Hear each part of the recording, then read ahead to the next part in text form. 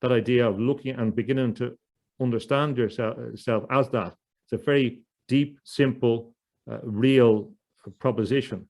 You begin to understand that you are this consciousness. And then out of that, you realize that you have the potential. And out of that, you have the creativity.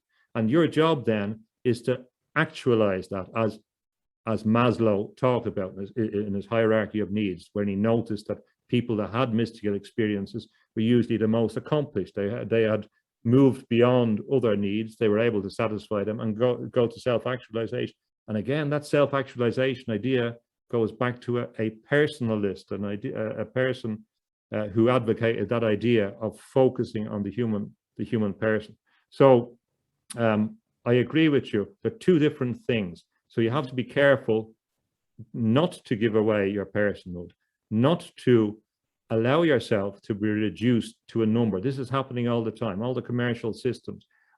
I noticed a few years ago when they started this self-service, that you go into a shop one day and they're saying, hello, how are you? Next day, they're herding you like cattle to work for them and not paying you.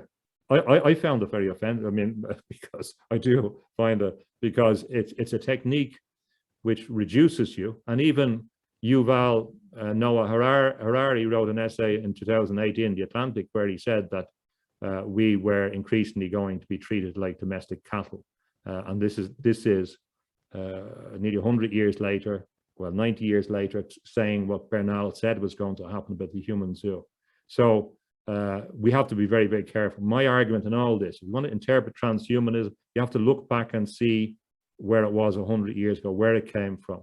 And these techniques will reduce us to domestic animals at best before we're disappeared, because we're seen to be difficult for the planet. And associated, to finish off on this point, sorry, associated with that is an idea of misanthropy, a hatred of humans, which is very, very deep. And it seems to go sometimes with people who love machines. And maybe it's because machines are easier to deal with. They're easier to control. It satisfies a control mechanism. They're not going to disappoint you in the same way that a human might do. They're not as messy. So there is something in the mindset which is creating a world in its own image, which is again part of the godlike thing. Right. And it seems that, as you were saying at the last part of your statement regarding machines, that some people prefer to deal with machines, and then we have this concept of transhumanism, and then people think that we're machines. But as you said, machines are a lot easier to deal with. People tend to think, I think, deify computers and smartphones, when in reality, they're not really that smart. There's just a lot of computational power, and then you need a piece of code to link instructions together to tell it what to do. So you still need the human to tell that machine what to do, which then makes the human more superior than the machine. But now we're trying to merge the two for, a lot of reasons. But where I wanted to take this now is, I do believe that there's this false dichotomy between spirituality and science. Growing up, I was fortunate enough to have family that would say science and religion shouldn't be at odds with each other. I appreciate that because it helped me tremendously throughout my own personal journey, understanding that they're not really at odds with each other. However, what we see today is, this, as I said, this false dichotomy. But yet you see in science, they're taking ideas from spirituality, whether it be reincarnation or resurrection, with this idea of uploading the mind.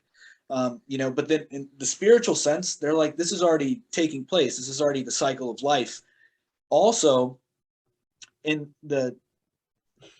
lost my train of thought there. So if you want to take over from there. Yeah, okay. Yes, I agree with you that if we talk about science properly so-called, remembering that there's not one science, but there's many sciences, then the good scientists that do the things that they claim to do, look at method and apply, etc., shouldn't really have any conflict with a domain which purports to do something else.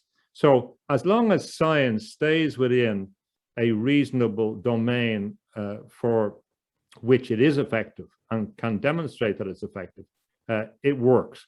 Scientism for me refers to the context where it goes beyond the boundaries, beyond the domains of methods, and it transforms into an ideology, a totalitarian ideology, the belief that this is the only and exclusive way of examining the world and that all others are nonsense. And it fails to deal with the interior world, the internal world. And it may be because some of these people really don't have any interior world of that nature, that their mind is constructed or spirit, whatever, in a particular way, that they find it very, very difficult to relate to other things. They believe that we're deluded if we have mystical experiences. In science, I'm a member of the Galileo Commission, or a professional affiliate of the Galileo Commission, and also the Scientific and Medical Network.